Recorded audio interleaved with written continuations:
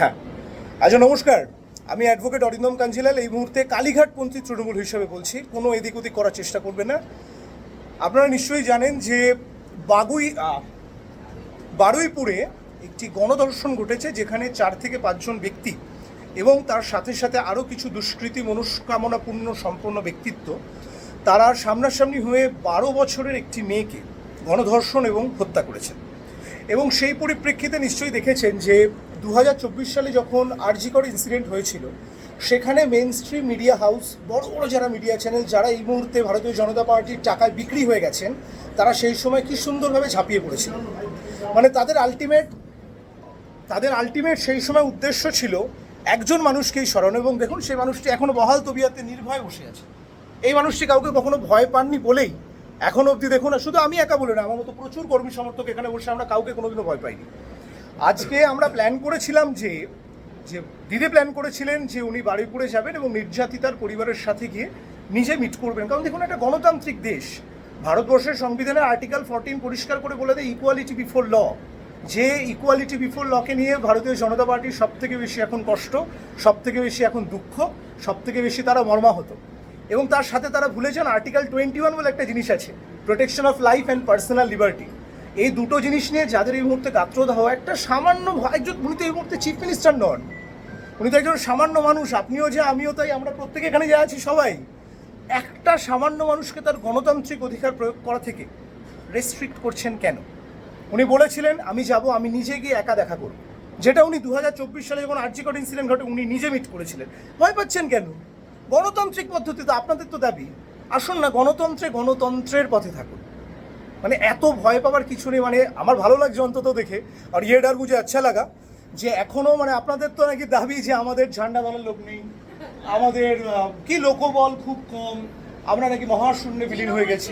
তৃণমূল মানে নিয়ে ভেবেছিলেন কর্মীরা বিক্রি হয়ে গেছে। কর্মীরা কোনোদিন কর্মীরা তো আমরা মমতা বন্দ্যোপাধ্যায়ের সাথে ছিলাম, আছি এবং জীবনের আমার শরীরের শেষ রক্তবিন্দু পর্যন্ত আমরা থাকবো এবং আমাদের কোনো শাখা নেই। একদম আমরা ভালো, দেখুন, ভালো তৃণমূল মন্দ তৃণমূল বুঝি না, বিক্ষুব্ধ তৃণমূল বোঝার বিন্দুমাত্র ইচ্ছেও করিনি।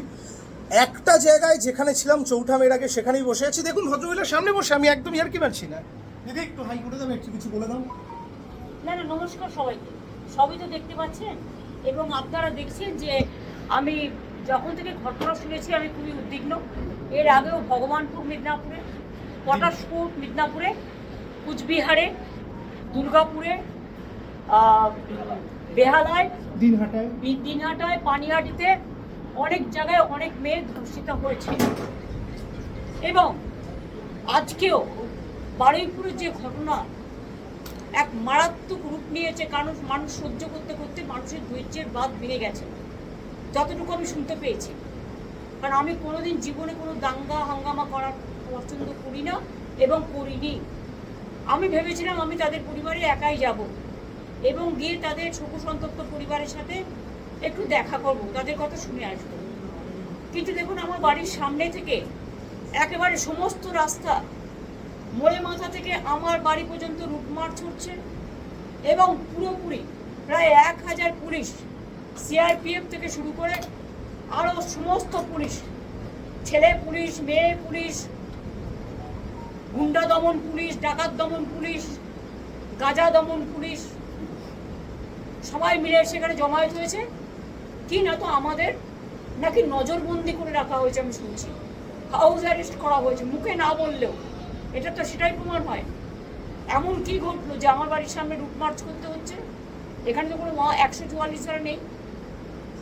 এমন কি ঘটলো যে এখানে সিআরপিএফ থেকে শুরু করে একেবারে আরপিএফ থেকে শুরু করে একেবারে আইবি থেকে শুরু করে এসবি থেকে শুরু করে সিআইডি থেকে শুরু করে ডিফারেন্ট টাইপের পুলিশ মোবিলাইজেশন করা হয়েছে? কেন?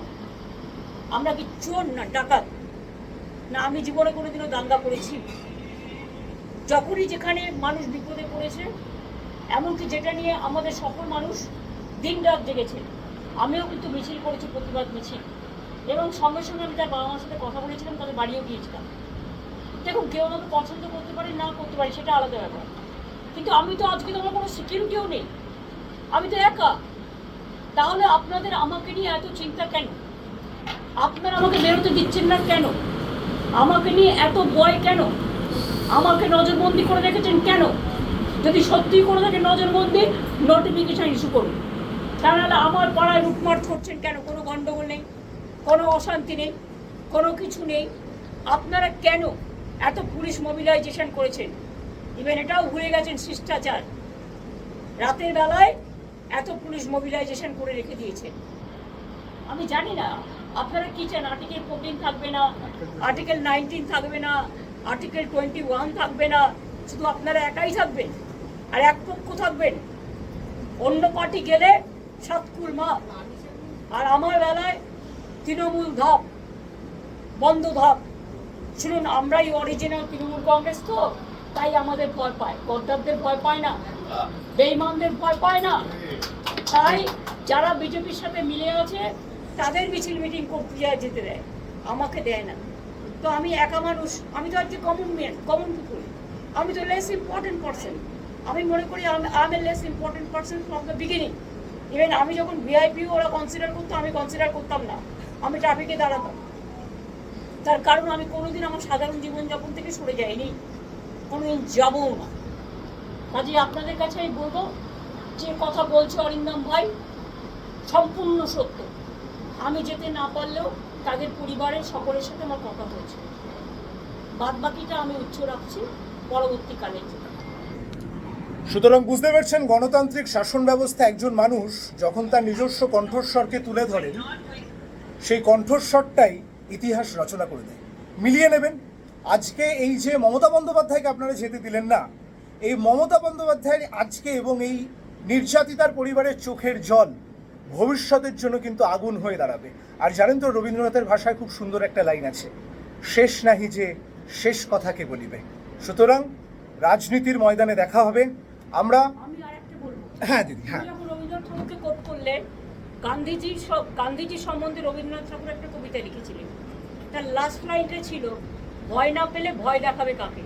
ঠিক ঠিক ঠিক। আমরা নির্ভয়, আমরা দুর্জয়, আমরা বড় ভয়, আমরা সৌজন্যতা জানি, কিন্তু আমরা কাপুরুষ নই। আমরা ভগবান বুকে এঁকে দেবো পদচিহ্ন। সুতরাং রাজপথে দেখা হবে। নির্যাতিতার পরিবারের পাশে আমরা তৃণমূল কংগ্রেসের তরফ থেকে সম্পূর্ণভাবে শোক জ্ঞাপন করছি এবং আশা করব দোষীদের যেন উপযুক্ত শাস্তি হয়। পক্সো এবং ভারতীয় ন্যায় সংহিতা প্রয়োগের মাধ্যমে কোনো ব্যক্তির জাত পাত ধর্ম তার ব্যাকগ্রাউন্ড দেখে যেন বিচার ব্যবস্থাকে প্রতিহত করার চেষ্টা না হয়।